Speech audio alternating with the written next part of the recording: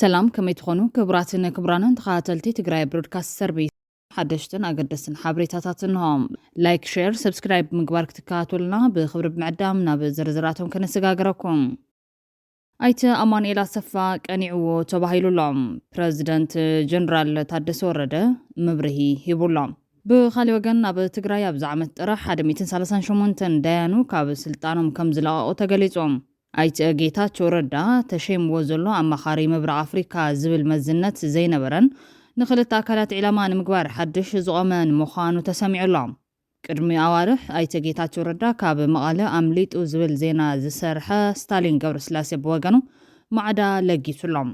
بخالي وقن بينا وسقمت محدار بلتقنا أبو قداي بريتوريات سمع كم زفرسن مقبار زعلم مخان تقليزهم بوليتيكينيا لدتو أياليو تسمع بقلتي فريسو بموان قصال زهل معبالة زشغل مخانو حابيرو لهم እዚሁና አንተ የመረጣቸው ሰዎች እንኳን በሚገባ ሊያንቀሳቅሱን አልቻሉም ይያላችሁ እነዚህን ካልተቆጣጣራችሁ ማኛ የቱነን እንቆጣጣራችሁ እዚያ አጠገባችሁ ያለው እናንተ ማጥራት ካልቻላችሁ ማን እንዴት አርጎ ይሰራል እናንተ የመረጣችኋቸው ናቸው የማይሆኑ ከሆነ መጥረግን የእናንተ አገልጋዮች ናቸው ሹመኞች አይደለም ከሰሩ ይሰራሉ ካልሰሩ መጥረግን زنا خيدنا يتبيله بهراو روحات تግራይ ማእከል ዝገበረ ንዝጥምትን አካይዳ ይነበረን ትግራይ ይዘላቶ ደረጃን ትበርሕነትና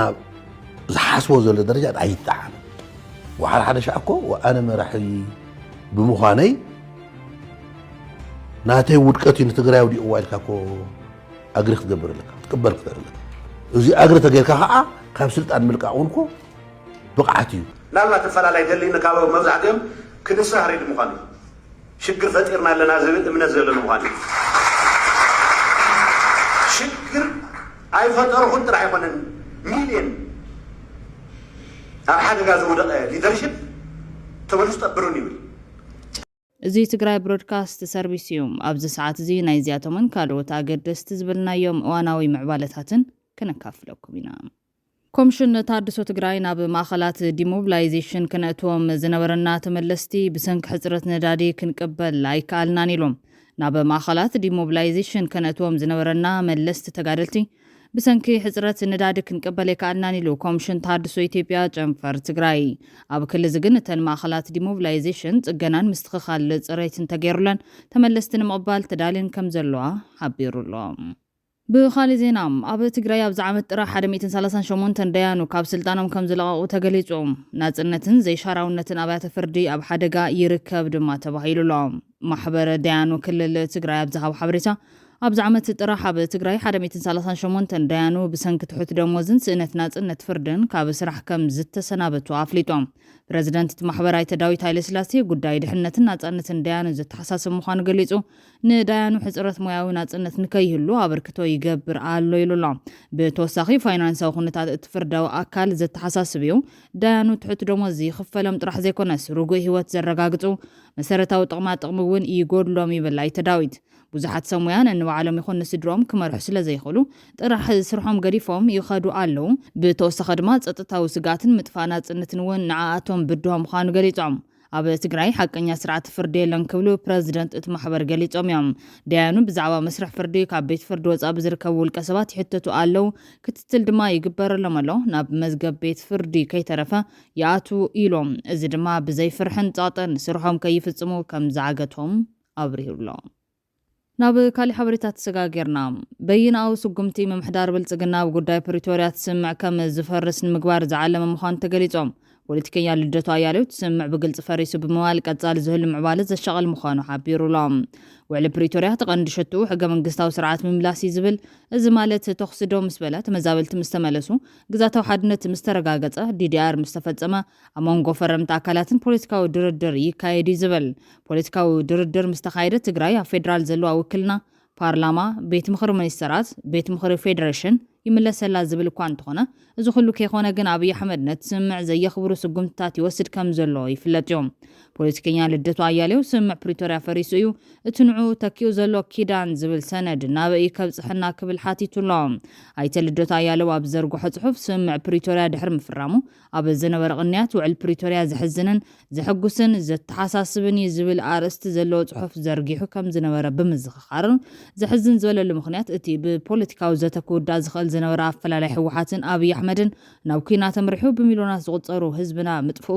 ኣዝዩ ዘሕዝን ምዃኑ እዩ ኣመልኪቶም። እቲ ኩናት ዘህድእ ስምምዕ ፕሪቶሪያ ምፍራሙን ተወሓደ ንግዚኡ ጭፍጨፋታት ደው ክብል ምኽኣሉ ብኣወንታ ዝተቐበለን ዘሐጎሰን ዝብል እምነት ከም ዝነበሮን ዝገልጽ እቲ ፖለቲከኛ ይኹን እምበር እቲ ስምምዕ ንሓዋሩ ነቲ ኩናት ተብቂዑ ነባሪ ሰላም ከም ዘየምፅን ሽዑ ንጹር ስለ ዝነበረ ዘሸቐል ምዃኑን ገሊጹ ምንባሩ የዘኻኽር። እቲ ስምምዕ ብእኹል ድልውነትን ድርድርን ዘይኮነስ ብግዳማዊ ፀቕጥን ምግዳድን ስለ ዝተኸተመ ንኻልእ ዙርያ ኩናት ንምዕዳግ እምበር ነባሪ ፍታሕ ንምምፃእ ዝዓለመ ከም ዘይነበረ ነዊሕ ከይኻደ ከም ዝፈረሰ ኣቐዲሙ ዝተፈለጠ ነይሩ ብምባል ድማ ሕዚ እቲ ስምምዕ ፈሪሱ ኣሎ ክብል እዩ ሞጊቱ ዘሎ።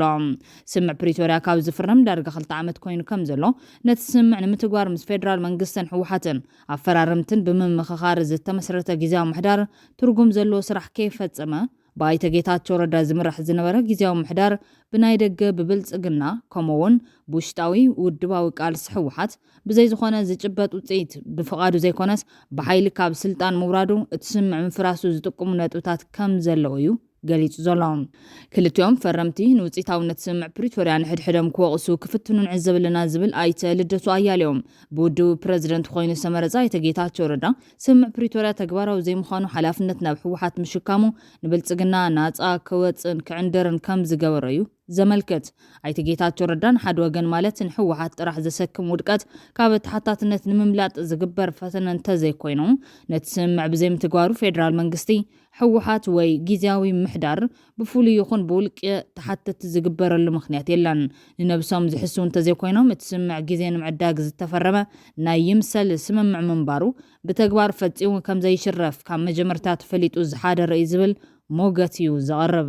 ስምምዕ ፕሪቶሪያ ኣብ ቀረባ እዋን ኣብ ኣዲስ ኣበባ ብጀነራል ታደሰ ወረደ ዝተፈረመ ኪዳን ብዝብል ተተኪሎም ናይ ፕሪቶሪያ ስምምዕ ግን ተቐቢሩ ኣሎ ዝብል ሞገት ዘቕርብ እቲ ፖለቲከኛ እቲ ኣብ ኣዲስ ኣበባ ዝተፈረመ ኪዳን ዝብል ሰነድ ኣብ መንጎ ፈረምቲ ስምምዕ ፕሪቶሪያ ማለት እውን ፌደራል መንግስትን ሕወሓትን ኣይኮነን ተፈሪሙ ዘሎ። ካብቶም ስምምዕ ፕሪቶሪያ ዝፈረሙ ክልቲኦም ኣካላት ነቲ ናይ ኣዲስ ኣበባ ኪዳን ኣይፈረሙን። ብሓቂ ክረአ እንከሎ ሓደ ካብ ፈረምቲ ስምምዕ ፕሪቶሪያ ዝኾነ ሕወሓት ነቲ ስምምዕ ክፍርም ሲትረፍ ከጣቕዑ እውን ኣብቲ ስነ-ስርዓት ኣይተራእየን ክብል እዩ ትዕዝብቱ ዝገልጽ። ወሲኹ ድማ ኣብዚ ናይ ምፍርራም ስነ-ስርዓት 5 ሰባት ዝተዛረቡ ኮይኖም ኣብ ዝኾነ ቦታ ሽም ሕወሓት ኣብ ዝኾነ ቦታ ኣይተጠቐሰን። ሕወሓት ነዚ ኺዳን ሰነድ ክኽብርን ክፍጽሞን እፈልጦ እየ ዝብል እውን ኣይመስለንን። ዝሕዝ ዘሎ ሽመት ጀነራል ታደሰ ወረደ ይኹን እቲ ኪዳን ዝብል ሰነድ ካብ ስምምዕ ፕሪቶሪያ ዝብገሰ ኣይኮነን። ንውዕል ፕሪቶሪያ እውን ኣይሐድሶን ወይ ኣይቐጽሎን። የግዳስ እቲ ጀነራል ታደሰ ወረደ ዝተሸመሉ ስምምዕ ካብ ስሩዕ ሕጋዊ ስርዓት ሃገር ዝተረኸበ እዩ። ቀዳማይ ሚኒስተር ነቲ ፕረዚደንት ብኢሜይል ንምምራጽ ካብ ዝገበሩ ርኢ ፈተነ ክሳብ ኣብቲ ስርዓት ምፍርራም ዘስማዕ መደረ ብንጹር ኣብርሂ ወይ ክብል ሓቢሩሎ። መደረ ሚኒስተር ጉዳት ወጻኢ ዶክተር ጌዲዮን ጢሞቴዎስ ነዚ ሓቂ ብዝያዳ ዘረጋግጽ ምዃኑ ካብ ዝሓሊፉ ሓፈሻዊ ቀራርባ ናይቲ ስርዓት ምፍርራም ሰነድ ኪዳን ስምምዕነት ፕሪቶሪያ ግዚኡ ከም ዝሓለፈን ርክብ ፌደራል መንግስትን ትግራይን ናብቲ ቅድሚ ፕሪቶሪያ ዝነበረ ኩነታት ከም ዝተመለሰን ብንጹር ዘርኢ ምዃኑ ብሓፈሻት ሰነድ ኪዳን መንግስት ብልጽግና ንስምምዕ ፕሪቶሪያ ከም ዘፍረሶ ብወግዕ ዘረጋግጽ ሰነድ ክብል እዩ ኣብሪሁ ዘሎ። እቲ ሰነድ ውፅኢት ክልታዊ ስምምዕ ዘይኮነስ መንግስት ፌደራል ንጀነራል ታደሰ ወረደ ብወግዓዊ ኣሰራርሓ ጊዜያዊ ፕረዚደንት ትግራይ ገይሩ ዝሸሞ ምዃኑ ከም ዘረድእ ጀነራል ታደሰ ቃል ኪዳን ዝኣተወ እውን ንስምምዕ ፕሪቶሪያን ዝፈረሙ ወገናትን ማለት እውን ንሕወሓትን መንግስት ፌደራልን ዘይኮነስ ነቲ ዝሸሞ ቀዳማይ ሚኒስትር ኣብይ ምዃኑ እዩ ገሊጹ ዘሎ። መርገፅን ኣቀራርባን ጀነራል ታደሰ ኣብ ቀጻሊ እንታይ ከም ዝኸውን ዝረአ ምዃኑ ዝገልጽ ኣይተ ልደቱ ኣያሌው ብዓይኒ ሕጊ ግን ዝሕዝ ዘሎ ሽመት ጀነራል ታደሰ ካብ ሽመት ኣይተ ኣረጋ ከበደ ናይ ክልል ኣምሓራ ዝተፈለየ ትርጉም የብሎን። ብዘይካ ብሓገዝ ብዙሓት ዲፕሎማስኛታት ዝተፈጸመ ምዃኑ ክብል እውን ኣረዲዩሎ። ወሲኹ ድማ ልክዕ ከምቲ ስምምዕ ፕሪቶሪያ ብዝግባ ዘይተፈጸመ ኣብዚ ሰነድ ተዘርዚሩ ዘሎ ሓላፍነታት ፕረዚደንት እውን ኣብ ባይታ ከም ዘይትግበር ኣቐዲሙ ዝተደምደመ እዩ። ሕወሓት ዘይትፈልጦን ዘይተኣምነሉን ሰነድ ኣብ ዝዋን ኣብ ትግራይ ክትግበር ከም ዘይኽእል ቀዳማይ ሚኒስተር ልዕሊ ዝኾነ ኣካል ኣጸቢቑ ይፈልጥ እዩ ዝብል ኣይተ ልደቱ ኣያሌው እቲ ቀዳማይ ሚኒስተር ልቢ ጀነራል ታደሰ ካብ ኣይተ ጌታቸው ረዳን ላዕሊ ናብ ሕወሓት ዘንበለ ክኸውን ከም ዝኽእል ክግንዘብ ይኽእል ኢልካ ምሕሳብ ዘጸግማ ይመስለናን ኣብ ቅድሚ ህዝቢ ዝንገረና ዘሎ ትረኻ ዝዓምቐ ትርጉም ትሕዝቶን ስለ ዘለዎ እዩ ፌደራል መንግስቲ ይኹን ሕወሓት ስምዕ ፕሪቶሪያ ባይታ ከም ዘይትግበር ኣቐዲሞም ስለ ዝፈልጡ እቲ ስምዕ ከም ዝፈረሰ ብግልፂ ክነግሩና ኣይደፈሮን ዝብል መደምደምታ እውን ኣቐሚጡሎም እቲ ፖለቲከኛ ወሲኹ እቲ ዓለም ኣድኒቓቶን ተስፋ ዝገበረቶን ስምዕ ሰላም ከመይ ገይሩ ይብተኽ ዝብል ሕቶ ንይምሰል እኳ እቶም ፈረምቲ ዋላ ከም ዝተሰናበዱ ኮይኖም ኣይቀረቦን ክልቲኦም ወገናት ምፍራስ ስምዕ ፕሪቶሪያ ዝጸልኡ ዘይኮነስ ሓቅን ትተዛሪቦም ዝመጽእ ዲፕሎማስያዊ ጸቕጢ ስለ ዝፈርሑ ብምባል ንሕወሓት ብልጽግናን ዝኸሰሰ ኣይተ ልደቱ ኣያሌው እቲ ዘገርም ግን እቶም ነቲ ስምዕ ደላሊ ዝኾኑ ወጻእተኛታት ነባሪ ሰላም ከምጽእ ተስፋ ዝገበርሉ ስምዕ ፕሪቶሪያ ብምፍራሶም ኣብ ክንዲ ዝስንብዱ ሓድሽን ተስፋ ዘለዎን ስምዕ ከም ዝተፈረመ ኣምሲሎም ሓጎሶም ክገልጹ ምፍታኖም ብምባል እውን ወቂሱሎም ኣብ መወዳእታ ድማ ኣብ ዝቐረበ እዋን ዝተኻየደ ስነ-ስርዓት ሰነድ ኪዳን ስምዕ ፕሪቶሪያ ሙሉእ ብሙሉእ ከም ዝፈረሰ ብግልፂ ይኹን ብተዘዋዋሪ መንገዲ ዝእውጅ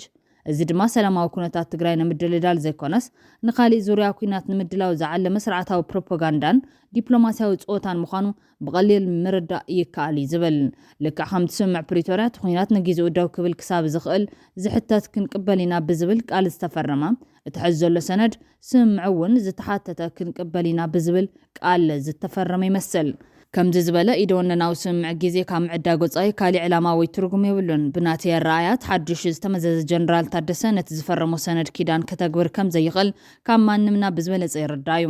ጀነራል ታደሰ ኣብዚ ሕዚ ዘለዎ መርገፅን መጻእ ስልጣኑን ዋላ እውን ተኣማንነቱን ፌደራል መንግስቲ ይኹን ንሕወሓት ንውዕል ፕሪቶሪያ ከቕፅል ወይ ከተግብር ዓቕሚ ወይ ድሌት ክህልዎ እዩ ዝብል ግምት የብለይን ሓድሽን ቅኑዕን ስምዕ ክሳብ ዘይተበፅሐ ናብ ሰላም ዘይኮነስ ናብ ካሊእ ዙርያ ኣዕናዊ ኩናት እዩ ዘምርሕ ክልቲኦም ፈረምቲ ኣካላት ድማ ንውግእ ከም ቀንዲ መንገዲ ዕላሞም ንምዕዋት ክሳብ ዝረኣይዎ ብፍላይ ድማ ቀዳማይ ሚኒስተር ኣብይ ሕወሓት ካብ ገጽ ምድሪ ክሳብ ዘይተጠፈ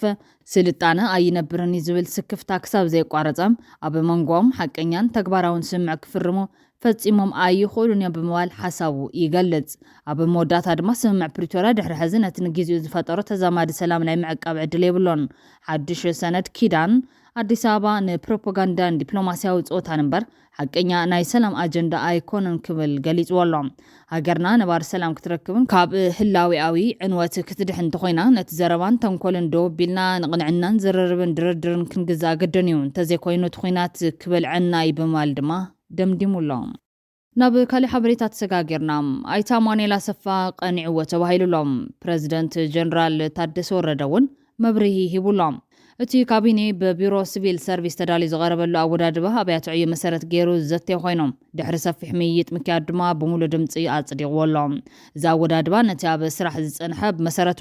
ዝልውጥ ዘይኮነስ ዝነበረ እዚ ሰንሰለት ብዘወግድ ውፅኢታውነት ናይቶም ትካላትን ሓይሊ ሰብን ብዘረጋግፅን ልዕሊ ኩሉን ቅድሚ ኩሉን ውዕል ፕሪቶሪያ ብሙሉእነት ክፍጸምን ብዘኽእል ኣገባብ ንምትዕርራይ ዝዓለመ ምዃኑ ፕረዚደንት ጀነራል ታደሰ ወረደ ሓቢሩሎም ካብቶም ኣብቲ ሓድሽ ኣወዳድባ ዝተኻተቱ ኣብያተ ዕዮታት ሓደ ድማ ትግባረ ውዕል ፕሪቶሪያ ዝከታተል ሴክሬታርያት ምዃኑ ብተዛማዲ ብዛዕባ ምምላስ ተመዛበልቲ ምክያድ ፖለቲካዊ ልዝብ ምስ ፌደራል ምስንባትን ዳግመ ጽንበራን ሰራዊት ትግራይ ወዘተ ኣብ ውዕል ፕሪቶሪያ ዝምርኮስ ኮይኖም ዓርሱ ዝኻለ ኣወዳድባ ክህልዎ ምግባር ግድን ከም ዘድሊ ተዛሪቡሎም በቲ ዝተገበረ ሓድሽ ምትዕርራይ መሰረት ድማ ቅድሚ ሕዚ ኣብ ስራሕ ዝነበረ ካቢኔ ሴክሬታርያት ዝተዓፀፈ ኮይኑ ብቐጥታ ቢሮታት ንፕረዚደንት ተፀዋዕቲ ክኾኑን ሓደ ምክትል ፕረዚደንት ክህሉን ተገይሩሎም ኣብዚ ምክትል ተባሂሉ ዝተመረፀ ኣማኑኤል ኣሰፋ ከም ዝኾነን ናብ ጀነራል ታደሰ ወረደ ክቐርብን ክቕበሉን ግን ገና ምዃኑ ተገሊጹሎም ኣይተ ጌታቸው ረዳ ተሸይምዎ ዘሎ ኣማኻሪ ምብራቕ ኣፍሪካ ዝብል መዝነት ዘይነበረን ንኽልተ ኣካላት ዕላማ ንምግባር ሓድሽ ዝቆመን ምዃኑ ተሰሚዑሎም ቅድማ ዋርሕ ኣይተ ጌታቸው ረዳ ካብ መቐለ ኣምሊጡ ዝብል ዜና ዝሰርሐ ስታሊን ገብረስላሴ ብወገኑ ማዕዳ ለጊሱሎም 4 ኪሎ ንጀነራል ጻድቃንን ንጌታቸውን ከመይ ከም እትቕበሎም እናሓሰበት ስለ ዝጸንሐት ኣሞቻችያ ዳሕና ጌራ ተበቂላ ተመላ 4 ኪሎ ኣብዚ ከባቢ ክንዲ ጀነራል ጻድቃንን ጌታቸውን ትፈርሖ ሰብ የብላን ንጉጅለ ሓወልቲ ከም ቁም ነገር ኣይትርዮም ርእዮምን ጽልውኦም ድሮት ምዃኑ ትፈልጥ እያ ምኽንያቱ 4 ኪሎ ንጉጅለ ሓወልቲ ዓለማዊ መሓዛ ዘይብሎም ንጹላት እዮም ኢላ ትሓስብ ብትኽክል እውን በዓል ጻድቃንን ጌታቸውን ኣብ ዓለም ልዑል ዲፕሎማስያዊ ምሕዝነት ዝፈጠሩ ስለ ዝኾኑ ክብል ፖለቲከኛ ኪዳን ኣመነ ቅድሚ መዓልታት ጽሒፉ ነይሩ እዮም እዚ ጽሑፍ ቀለሙ ከይደረቐ ኣብይ ኣሕመድ ናይ ጌታቸው ረዳ ኣማኻሪ ምብራቕ ኣፍሪካ ዝበሃል ሓድሽ መዝነት ካብ ባዶ ኣልዒሉ ሼም ወሎም እዚ ሽልማት ኣብ ትግራይ ከይመርሕ እንቅፋታት ዝገጥሞ ዝነበረ ኣይተ ጌታቸው ረዳ ሕኑን ምፍዳይ እንተተጠቐመሉ ብዝመስል መልክዑ ከይኮነ ኣይተርፍን ዝብል ግምት እውን ንሓየል ይርከብ ቅድሚ ሒደት መዓልታት ስልጣን ፕረዚደንትነት ጊዜያዊ ምሕዳር ትግራይ ዘረከበ ኣይተ ጌታቸው ረዳ ብሚኒስተርነት ምሻሙ ድማ ዝተፈላለዩ ርእይቶታት እናወፁ ይርከቡ ቤት ጽሕፈት ቀዳማይ ሚኒስተር ኣብ ዘርግሖ ሓፂር መግለፂ ኣማኻሪ ቀዳማይ ሚኒስተር ኣብ ምብራቕ ኣፍሪካ ከም ዝኾነ ኣፍሊጡሎ ካብ 3 ሚያዝያ 2017 ዓ.ም ጀሚሩ ኣብ ጉዳያት ምብራቕ ኣፍሪካ ኣማኻሪ ሚኒስተር ክኸውን ብቀዳማይ ሚኒስተር ኣብይ ኣሕመድ ከም ዝተሸመ እቲ መግለፂ ኣመላኺቶም ኣይተ ጌታቸው ን2 ዓመት ፕረዚደንት ጊዜያዊ ምሕዳር ትግራይ ኮይኑ ድሕሪ ምግልጋል ኣብ ሰሙን ጀነራል ታደሰ ወረደ ስልጣኑ ከም ዘረከበ ይፍለጥ እዮም ዝሰርሖም መንግስታዊ ሓላፍነታት ድማ ኣብ ሚኒስተሪ ጉዳያት ወጻኢ ዳይሬክተር ፓብሊክ ዲፕሎማሲ ኣብ ጊዜ ቀዳማይ ሚኒስተር ነበር ሃይለማርያም ደሳለኝ ካብ ዳይሬክተርነት ናብ ዋና ዳይሬክተርነት ደይቡ ሚኒስተር ጉዳያት መስተራኽብ ወይ ድማ ኮሙኒኬሽን መንግስቲ ፍሉይ ኣማኻሪ ቀዳማይ ሚኒስተር ኣብ ጊዜ ቀዳማይ ሚኒስተር ሃይለማርያም ደሳለኝ ኣብ ኣላማጣ ተመሪጹ ናብ ባይቶ ተወከልቲ ህዝቢ ኣትዩ ነይሩ ጌታቸው ረዳ ኣብ ሰነ 1967 ቋጽራ ገዝ ካብ ኣቶ ረዳ ካሕሳይን ወይ ዞራ ዓፈራ ተበጀን ኣብ ዘዋደው ትግራይ ከተማ ኣላማጣ ተወሊዶም ዕድሜውን ትምህርቲ ምስኣኸለ ኣብ ከተማ ናብ ዝርከብ ቀዳማይ ደረጃ ቤት ትምህርቲ ዝኣተወ ኮይኑ ገና ካብ ጊዜ ቁልዕነቱ ኣትሒዙ ንትምህርትን ንባብ መጽሓፍትን ፍሉይ ፍቕሪ ነይርዎም ዕድሜውን ትምህርቲ ምስኣኸለ ኣብ ከተማ ናብ ዝርከብ ቀዳማይ ደረጃ ቤት ትምህርቲ ዝኣተወ ኮይኖም ገና ካብ ጊዜ ቁልዕነቱ ትሒዙ ንትምህርትን ንባብ መጽሓፍትን ፍሉይ ፍቕሪ ነይርዎም ምስ መምሃርቱን መተዓቢቱን ናይ ትምህርትን ጾታን ጊዜ እኳ እንተነበሮ እቲ ንመጽሓፍቲ ዝነበሮ ፍቕሪ ግን ምስኦም ንዝሕልፎ ጊዜ ይድርቶ ነይሮም ካብ ቀዳማይ ክሳብ ካልኣይ ደረጃ ትምህርቱ ኣብታ ዝተወለደላ ከተማ ዝተምሃረ ኮይኑ ዝለዓለ ውፅኢት እናረኸበን ወለዱ ዝሕጉስን ናናእሽቱ ኣሕዋቱ ኣብነት ዝኾነን ተምሃራይ ነይሮም ብፍላይ ኣብ ካልኣይ ደረጃ ትምህርቲ ምስ በጽሐ ዘንብቦም መጽሓፍቲ ትምህርታዊ ጥራሕ ዘይኮኑስ ብእንግሊዝኛ ዝተጻሕፉ ሓደሽቲ ዝነበሩን መጽሓፍቲ ደልዩ እናረኸበ ግዚኡ ኣብ ምንባብ ጥራሕ ክሕልፎ ይመርጽ ነይሮም በዓል ኒቼ ካርል ማርክስን ሌኒንን ዝጻሕፍዎም ብዙሓት ዓመታት ዘቑፀሩ መጽሓፍቲ ካብ መንጎቶም ገና ተምሃራይ ካልኣይ ደረጃ ኮይኑ ዘንበቦም ይርከብዎም ናይ ካልኣይ ደረጃ ትምህርቱ ኣብ ናይ ሽዑ ቤት ትምህርቲ ታዳጊዋ ኢትዮጵያ ኣብ 1985 ምስ ወድአ ናብ ዩኒቨርሲቲ ዘእቱ ዝለዓለ ውፅኢት ስለ ዝረኸበ ናብ ዩኒቨርሲቲ ኣዲስ ኣበባ ክፍሊ ትምህርቲ ሕጊ ኣትዮም ካብ መምህርነት ናብ ፖለቲካ ጌታቸው ካብ ዩኒቨርሲቲ ኣዲስ ኣበባ ድሕሪ ምምራቑ ናብ ዩኒቨርሲቲ መቐለ ብመምህርነት ዝተጸንበረ ኮይኑ ኣብ ክፍሊ ትምህርቲ ሕጊ ንዝተወሰኑ ዓመታት ኣገልጊሎም ኣብ ፈለማ 1990ታት ቋጽራ ገዝ ብዝረኸቡ ዕድል ትምህርቲ ኣብ ኣሜሪካ ካብ ዝርከብ ዩኒቨርሲቲ ኣላባማ ክፍሊ ትምህርቲ ሕጊ ካልኣይ ዲግሪ ወይ ድማ ማስተርስ ክረክብ ዝበቕዕ እንትኸውን ዳግማይ ናብቲ ብመምህርነት ዝሰርሐሉ ዝነበረ ዩኒቨርሲቲ መቐለ ተመሊሶም ኣብቲ ዩኒቨርሲቲ ግን ብመምህርነት ነዊሕ የጸንሐን ኣብ 1997 ኣብ ሚኒስትሪ ጉዳያት ወጻኢ ብሓላፍነት ስራሕ መንግስቲ ስለ ዝተሸመ ናብ ኣዲስ ኣበባ ጉዒዞም ካብ ሞያ መምህርነት ወፂኡ ናብ ፖለቲካን መንግስታዊ ስልጣንን ካብ ዝኣቱ እንድሓር ኣብ ዝተፈላለዩ ደረጃታት ሓላፍነት ዘገልገለ ኮይኑ ብፍላይ ሚኒስትሪ ጉዳያት ወጻኢን ቤት ጽሕፈት ቀዳማይ ሚኒስተርን ነዊሕ እዋን ዝሰርሐሎም እዮም ሕዚ ኣማኻሪ ቀርኒ ኣፍሪካ ዝኾነሉ ምኽንያት ላዕለዋይ ጠማቲ ጉዳይ ሻዕብያን ቤት ጽሕፈት ሕወሓትን ኮይኑ ንምስራሕ ከም ዝኾነ እዩ ተገሊጹ ዘሎ ኣይተ ጌታቸው ኣብ ዝመዝነት መጽኡ ዘሎ ድሕሪ ሓደ ወርሒ 3 ጉንበት 2017 ብቦርድ መረፃ ነሓሰ 3 2016 ዓ.ም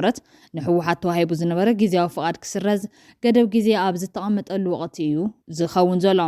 ሕወሓት ቅድሚ ኩናት ዝነበረ ሕጋውነቱ ምምላስ ዝፈቅድ ሕጋዊ መሰረት ስለ ዘየለ ከምኡ ንትውድብ ካብ ኩናት ወፃኢ ዘለው ናይ ምድርዳር ዓቕምታት እናነከየ ብምምፁ ኣብ ቀጻሊ መረፃ 2018 ኣይሳተፍን ዝብል መርገፂ ብወገን ብልጽግና ዝተታሕዘ እዩ ዝመስል ነዚ መስል ድማ ኣብይ ኣሕመድ ንኣይተ ጌታቸው ረዳ ኣብቲ ምዝገባ ውድብ ዝካየደሉ ስልጣን ንምርካብን ምምልላስ ዝግበረሉ ስፍራ ሓሊፉ ክጸንሕ ምግባር ነቲ ኣብዋን ኩናት ንተጋሩ ብኤርትራውያን ዝነበረ ፖሊሲ ንተጋሩ ብተጋሩ ዝብል ፖሊሲ ክኽተል መሪጹ ዘሎ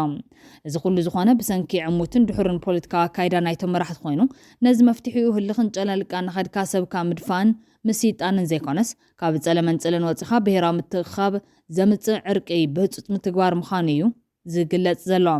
ሽመት ኣይተ ጌታቸው ረዳ ዝምልከት ኣብ ትግራይ ኣካታዕ ዛዕባ ኮይኖም ካብ ዘለው ጉዳያት ሓደ ኮይኖም ብወገን ነቐፍቲ ኣብ ስምዕ ፕሪቶርያ ሓደ ተደራዳሪ ደላይ ፍትሒ ኮይኑ ዝፈረሞ ሰነዳት ውዕል ወንዚፉ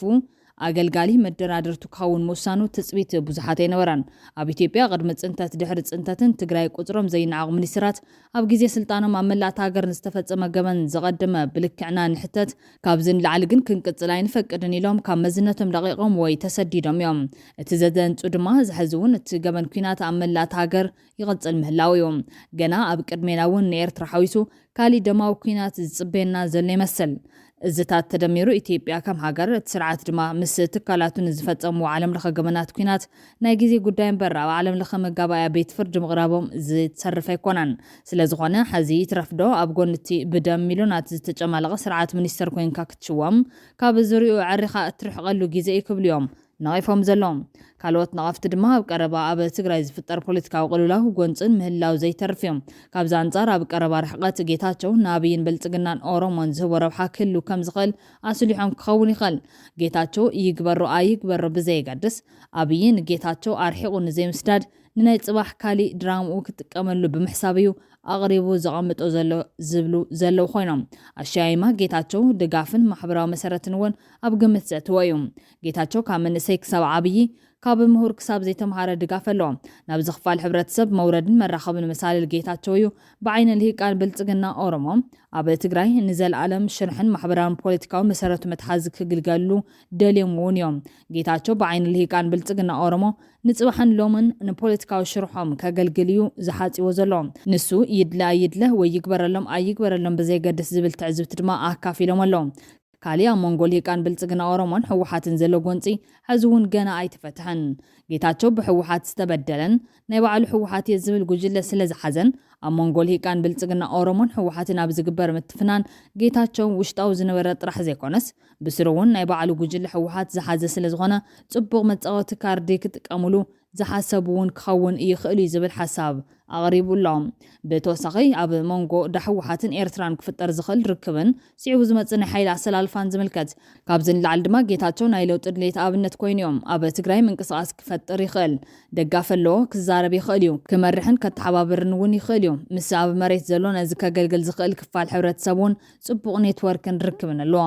ብሓፂሩ ሕዚ ተዋሂቦ ዘሎ ስልጣን ንልሂቃን ብልጽግና ኦሮሞ ብዙሕ ኣገልግሎትን ረብሓን ክህብ ዘኽእል እዩ እቲ ዋና ድማ ልሂቃን ብልጽግና ኦሮሞ ንጌታቸው ቁንጣር ትኸውን ሓልዮት ኮነ ክብሪ ክህሎም ኣይኽእልን ንረብሓ ጌታቸው ኮነ ትግራዋይ እውን ክሕለቑን ክጭነቑን ኣይኽእሉን ዝብሉ ነቐፍቱ ኣብ መወዳእታ ጌታቸው እዚ ስልጣን እዚ ክቕበል እንተሎ እንታይ እዩ ኣስሊሑ ናታቶም ከም ዘለዎ ኮይኑ ናቱ እንታይ እዩ ክዓውተሉ ኢሉ ሓሲቦም ናቶም ፍጹም ጊላ ክኸውን መሪፁ ኢልካ ምቕባል ከቢድ እዮም ንሱ ልዕሊ እዚ ስብእና ዘለዎ እዮም ዝኸሰሮ ብዙሕ እናሃለወን ንምንታይ ከም ዝደልይዎ እናተረዳን ንምንታይ እዩ ተቐቢልዎ እንታይ እዩ ኣስሊሑ ዝብል ሕቶ ከም ዘይተመለሰሎም እዮም ዝገልጹ ፖለቲካ ትግራይ ኣብ እዋን መሪሕነት ጌታቸው ረዳ ክሳብ ምቁፃር ዓፅሚ ስጋ ወሪዱ ኣይተ ጌታቸው ረዳ ብፍላይ ኣብ መወዳእታ ዝኾነ ዓይነት መሪሕነት ተስፋ ቆሪፁ ካሊእ መንገዲ ክመርፅ ከም ዝተገደደ ክዛረብ ጸኒሑ እዮም ኣብኡ እናሃለና ናይ ጌታቸው ጉዳይ ንርኢ ናይ ጌታቸው ጉዳይ ጌታቸው ወድራያ እዩ ካሊእ ኢለ ይኮነ ጌታቸው ብስሩ ብመሰረቱ እውን ወድራያ ይኮነ ማለት ሓሳብ ዘቕርቦ እንታይ በለ ጌታቸው ንጌታቸው ማእከል ገይሮም ንጌታቸው ያ ከምዚ ገይሮም ሞ እንዳወሉ እንዲዮም እንዳሰበኹ መታለል ገይሮም መንእሰይ ታሊሎም ህዝቢ ታሊሎም ናብ ካሊእ ነገር ክወስዱ እንዲዮም ዝደልዩ ጌታቸው ብስሩ እውን ወድራያ ይኮነ ቲፒካል ዓድዋን ተንቤንን እዩ ዓድዋን ሓውዜንን ባይዞ ጌታቸው የራያ ልጅ አይደለም በትውልድ ሰፈር ናቆፀረ እገለ ወዲኻ ከምተ ዝተባለ እዩ ባይዞ ወይ ሽረ ጥራሕ ይኮነን ኣምሓራ እዩ ዝብል ተላዒሉ መቐለ እኮ ተላዒሉ ዝእርም ሰብ የለን ይስሕቁ ዓበይቲ መራሕቲ ዝበሃሉስ ኣምሓራ ካሕሳይ ስለ ዝኾነ እውን ከይመስለኩም ዋላ ባንቲርጋ ተዝበሃል እውን ትግራዋይ ክሳብ ዝኾንኩ ትግራዋይ ዝኾነ ናይ ታይስ ወይ ደምስሎ እዚ ሕማቕ እዚ ክትወግዶ ዝደለኻዮ ሰብ ቅፅል ባዕልኻ ብዝተወደበ መንገዲ ፀለመ ትገብር ኣት ሴም ታይም ድማ ሰባት ተጋግዮም ሕማቕ ኣብ ዝዛረብሉ ሰዓት ክትእርም እናኽኣልካ ዘይምእራም እቲ ዝተለመደ ካይዳ እዩ ራያ ልጅ አይደለም እናቱ የንትጮ ተወላጅ ናቸው ግራንድ ማዘሩ አሁንም በህይወት አሉ ስታሊን ገብረስላሴ ሓደ ካብቶም ኣይተ ጌታቸው ረዳ ካብ ትግራይ ኣማሪሩ ክወፅእ ገይሮም ዝበሃሉ ሰባት ሓደ እዮም ስለምንታይ ካብ መቐለ ኣምሊጡ ብምባል እውን ቁጥዑ ኣብ ሚድያ ዘንፀባረቐ ሰብ እዮም ሎሚ ንኣይተ ጌታቸው ኣብ ዘቕረቦ ማዕዳገን ኣብ ፖለቲካ ምትልላኽ ኣዝዩ ጽዩፍ እዮም ኣብ ልዕሊ ህዝቢ ትግራይ ምጽናት ዓሌት ዝፈጸመን ብናትካ ኣዘራርባ ፖለቲካዊ ድኽዳኸ ምስ ዘለዎን ሰብ ንምንታይ ትሰርሕ ጌታቸው ብዙሕ ኣማራጽታት እናሃለወካ ገዱ አንዳርጋቸውን ለማ መገርሳን ንዝገደፍዎ ስልጣን ንምሓዝ ኣማኻሪ ተባሂልካ ንምንታይ ትሽየም ክብል እዩ ምዒዱ ዘሎ ወሲኹ ድማ ኣዕሩኽትኻ ዝበልዖ እንጀራ ስለዘይብሉ መጽለሊ ስለዘይብሉ ብብጾቱ ይደፍእ ስለዝነበረ እንታይ ክገብረሎ ብምባል ሽመትካ ክቕበሉ ርአዮም ደረጃ ስነ መጎት ተጋሩ ኣብዚ ደረጃ ምብጽሑ ዝሕዝን እምበር እንታይ ክንብል ንኽእል ክብል እዩ ካብ ሕወሓት እንትወፂኻ መከራ ጥሜት ተነጽሎ መጥቃዕቲ ከም ዘየለ መወጊቱ ዘሎ ኣብ 1993 ዓ.ም ሕወሓት ኣብ 2 ምስ ተመቕለ ኣብቲ ተሳዒሩ ዝተባሃለ ክፋል ብምስላፋ ን12 ዓመታት ስራሕ ከይትረክብ ዝተኸልከለት ትግራዊት ተጋዳሊት ግና ነቲ ዝሕዝን ጭካነ ዝመልኦ ተግባር ብምሬትያት ትዝክሮም ኣብቲ እዋን ንሒሳብን ኢንጂነሪንግን ዓብዪ ድሌት ዝነበራ ተጋዳሊት ኣረጋሽ ኣዳነ ናይ መወዳእታ ምርጫ ናብ ዝነበረ ሶሻል ወርክ ተመዲባ ናይ ዩኒቨርሲቲ ትምህርታ ወዲኣ ስራሕ ጀሚራ ነይራ ኣብ መወዳእታ 1968 ዓ.ም ግን ናብ ገድሊ ተጸምቢራ 16 ዓመት ሙሉእ ናይ ንእስነት ዕድሚኣን ጊዜኣን ዝወፈየትሉ መሬር ተጋድሎ ሓሊፎም ተጋዳሊት ኣረጋሽ መስዋዕታ እኳ እንተሃሎ ጽቡቕ ግዜ ዘሕለፍ ኩሉ እዋን ገድሊ እዩ ብማል ንትማልያ ክትዝክርን ከላ ኣብ ገጻ እህታ ምስተውዓል ይካል እዛ ተጋዳሊት ንሞት ፈጺማ ይትፈርሕን ብናተይ ዕድመ ዝተዜሙ ኢላ እትጽውዖም ናይ ቀደም ጣዕመ ዜማታት ድማ ትፈትዎም ዓርሳ ንምርግጋዕ ክተንብብን ንርእሳ ግዜ ንምሃብ ክትደሊ ከላን ትሰምዖም ተላኣኺት ካብ ዝኸውን ዋላይ ጣዕመን ኢለ ወሲነ ሓደ ካብ ዝሕዝን ዛንታታት ህይወታ እዩ 1992 ዓ.ም ኣብ ኢትዮጵያ ሃገራዊ ምርጫ ዝተኻየደሉ ኢትዮጵያውን ምስ ኤርትራ ዝኣተወቱ ኩናት መዕለብ ክረክብ ናብ ዝናብትን ትብለሉ እዋን ነይሩ ክሳብ እዚ እዋን ተጋዳሊት ኣረጋሽ ኣዳነ ኣባል ፈጻሚት ስራሕ ማእኸላይ ኮሚቴ ሕወሓትን ሓላፊት ቤት ጽሕፈት ባይቶ እትኽልልን ኮይና ሰሪሓ ኣብ 1992 ማእኸላይ ኮሚቴ ሕወሓት ምስ ኢትዮጵያ ዘይተኣሰር ኢላ ትገልጾ ቦኖፓርቲዝም ዝብል ኣጀንዳ ሒዙ ን30 መዓልቲ ኣኼባ ተጸሚድዮም ኣብዚ ኩሉ መዓልቲ ብምድንጋር ድምፂ ክትረክብ ሰባት ክውቅዑን ዝዓለመ ካይዳ ነይሮም ንዓይ ቅሓር ዝፈጥረለይን ዝሕመንን ድማ ንሓሶት ትኽክል ምባል ዝተጀመረሉ ብመስተን ውህብቶን ኣቢልካ ድምፂ ክዕደግ ዝረኣ ኩሉ ግዜ ምንባሩ እዩ ትብል ተጋዳሊት ኣረጋሽ ኣዳነ ኣብዚኣ ምነሉ ተላኣኺት ካብ ዝኸውን ተጠመየኒ እውን ምንም ኣይኮነን ኢለ ወፂእ ትብል ኣረጋሽ 1993 ኣብ ፖለቲካ ትግራይን ሕወሓትን ሮይተራ ዝነበሮም ከም በዓል ስያ ኣብርሃ ገብሩ ኣስራት ኣረጋሽ ኣዳነን ካልኦትን ዝነጸለት ዓመት እያ ኩልና ስራሕ ከይንሕዝ መሃያ ከይህልወና ሓሳብና ከይንገልጽ ኣብ ገዛና ንህይወትና ሓደገኛ ዝኾነ መሳርሒ ተተኺሉ ክትትል ዝግበረሉ ኩነታት ነይሩ እዩ ትብል ተጋዳሊት ኣረጋሽ ኣዳነ ተፈጥሮ ናይቲ ስርዓት ናብ ፍጹም ዝኾነ ናይ ሓደ ሰብ ኣመራርሓ ምእታው ዘመልክት ነይሩ ክትብል ትገልጾም ተጋዳሊት ኣረጋሽ ድማ ድሕሪ እቲ ምክፍፋል ክሳብ 1996 ዓ.ም ዝኾነ ዓይነት ስራሕ ኣይነበራን ንስራሕ እትወዳደረሎም ኣብያተ ዕዮ ክቆጽርዎ ኣይደልዩን ዘይኮነስ ኣይፍቀደሎምን ነይሩ ትብል ድሕሪ እቲ ምክፍፋል ን5 ዓመታት ስራሕ ኩሉ ሓደ ዘይመንግስታዊ ትካል ኩነታተይ ኣረድዮ ንዓና መወዳደሪ ወረቐት ክንበር ካሊእ ኣየድልየናን ብምባል ተቐቢልኒ ዝበለት ተጋዳሊት ኣረጋሽ እዘን ዓማውቲ ግን ሓዲኣ ዝሰርሐትለን ዘይኮና ጎናዊ ክትትልን ምፍርራሕን ዝኸበበን ምንባርን እያ ኣውጊዓትና ኩሉ ግዜ ዝሕስበኒ ብናተይ ምክንያት ዝወፅእ ዝመስለኒ ሕጊ ገበርቲ ሰናይ ትካላት እዮም ኣብቲ ግዜ እቲ ዝቆፀረን ትካል ክትምዝገቡ እንተኮንኩም ስጎግዋ ዝዓይነቱ መልእኽቲ ምስተዋሃበ ይኣኽለና ኢሉኒ እቲ ሕጊ ምስ ወፀ ብቐጥታየ ካብ ትሰርሐሉ ዝነበርኩ ትካል ተባሪራ ክሳብ ሕዚ 12 ዓመት ሙሉእ ስራሕ ኣይብለኝ ክትብል ትገልጽ ደቂ ኣንስትዮ ትግራይ ናብቲ ናይ ዕጥቃት ስውናእቷ ዕጡቃት ኮይነን ምስቲ ስሩዕ ሰራዊት ተሰሊፈን ኣብ ምንቅስቃስ እየን ዝርከባ እሞ እዚ ምንቅስቃሰን እዚ ብዝተፈላለየ መዳያት እዩ ዝግለጽ ኣብቲ ወታደራዊ መዳይ ከም ቅድሚ ሕዚ ብረት ምሕዛን ፈራሓት እየን ድኹማት እየን ዝበሃላ ዝነበራ እዚ ንወዲ ተባዕታይ ጥራሕ እዩ ተባሂሉ ዝግመት ዝነበረ ስራሕ ንሰን እውን ይደነጥናሉ ኣብ ጎኒ ወዲ ተባዕታይ ተሰሊፈን እንትዋድኣ ይርከባ ኣለዋ ስለዚ ድሕሪኡ እንታይ ሽምና ከጽልሙና ሞኪሮም ሳይኮሎጂካሊ ናይ እምሮ ናይ ስነ እምሮ ጦርነት ከፊቶምልና ስሩ ስለልተ ከኸቡና ሰብ ከይኣቱ ናብ ገዛና ቤተሰብና እውን እናተፈተሸ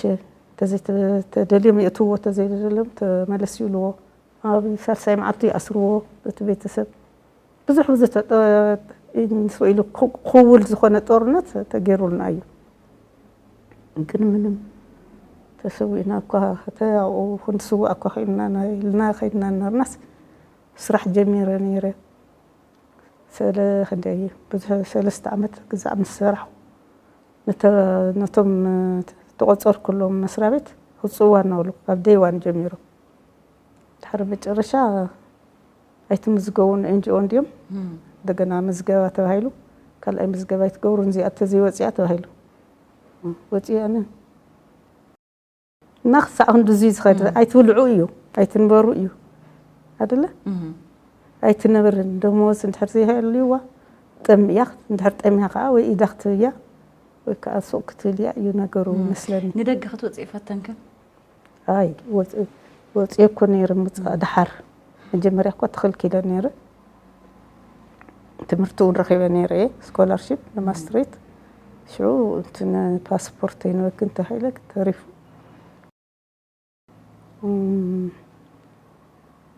حكمنا ون إلى طيقة نيرة هاونن تعرفه كنت حر تسعن شو عتندي تاخذ معزي نيرة anyway تحر توسنا جزيجن خيدت مدرسة خديد الأخو أو خنا بريد الأخو تمارس قاعد قلت شاء سلستشاء خيدي كعدي وتساخنا بر نمتي نمنس كقفحو تي صنعات تي مسجدل زقرم يومالت علامة نتسقط من العلامة كل نجر مخفل زي خلاخن بزحن نوصلو نجر على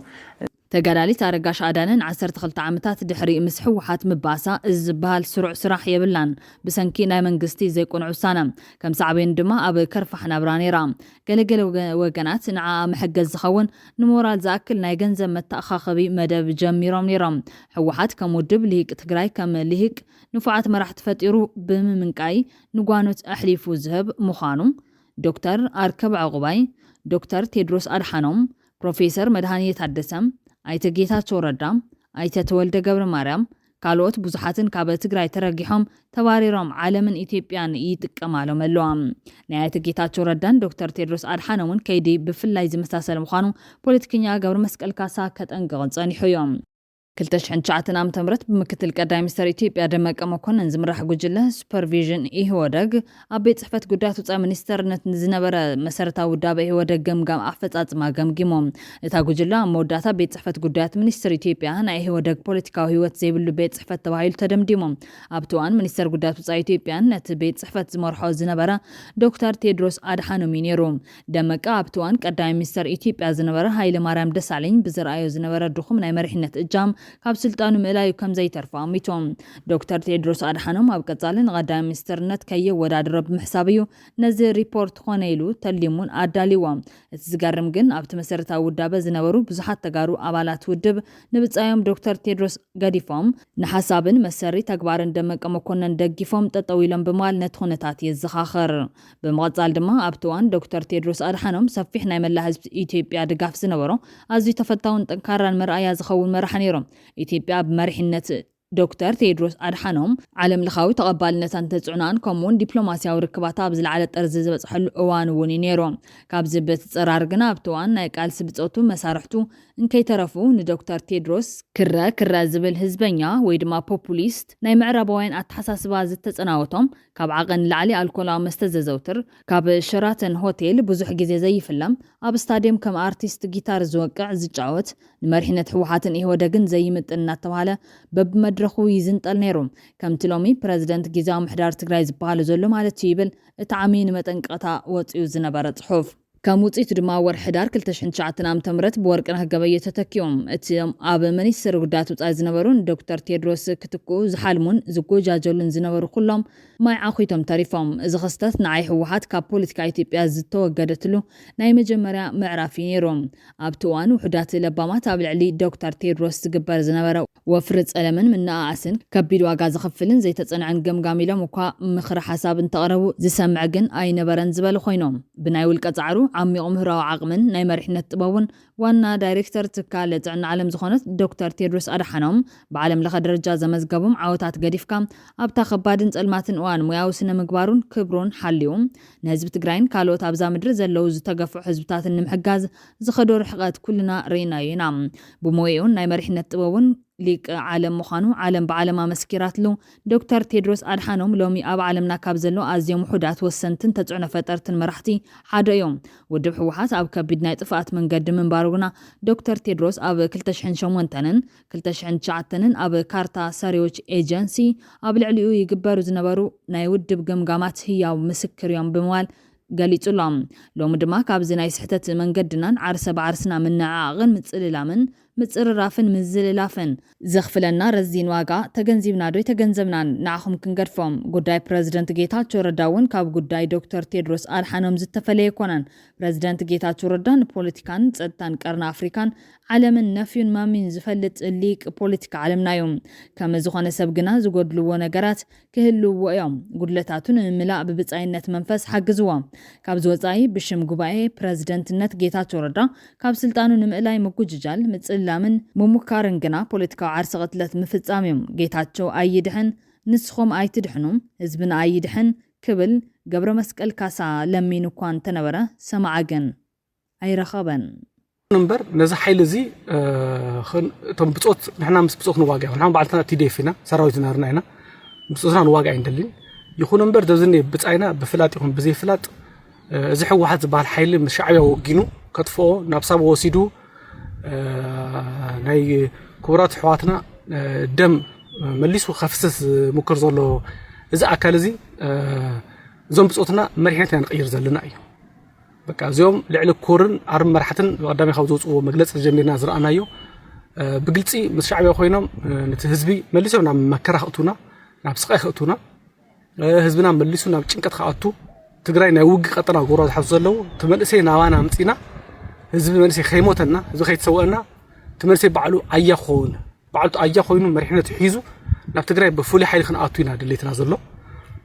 فول حيل خوينا نقتلينا هناتهم بوعل بريتوريا مسارات سراوي تجراي بوعل تخيرنا كفرسيو يكون مبارد تجراي وحس الناس اللي زرليا حيل اللي زرليا بو مسارات نحنا فول حيل خوينا حقا وفول حيل خوينا نقتل زلنا حقا يعني حقا مالتنا بسرعة أورنيل زلنا دمو زلنا تجراي نقتلنا ون بسرعة تجار لاي نفس سراوي فول حيل خوينا قتل زي دلي دي ار حاطر حين دي ار بحقا هون ملنا خل دي ار ملنا السنابت عامز لو خسر حزق المنسي ناب قبلي وردا طابعات تكون زوباتات تكون ناو كله اتيو مرحت خጭبت قصلينا تعلامنا زلو ስለዚህ حقاوያን فل حل خوينا نقصل زلنا حقا اورنيل حقا يونيفورم زلنا استخللنا اينا كله بهدت استخليو زي عينيا كاوصا دما تحنت زلا سلطان باغي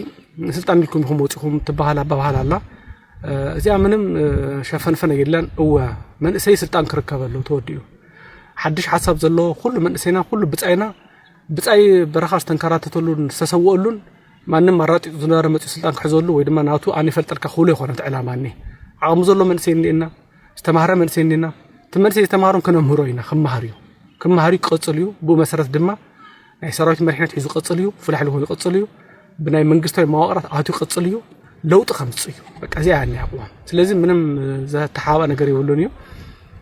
እዚ ያኒ ብጾት ስለዚህ ብጾትና ዋጋ እንደለይና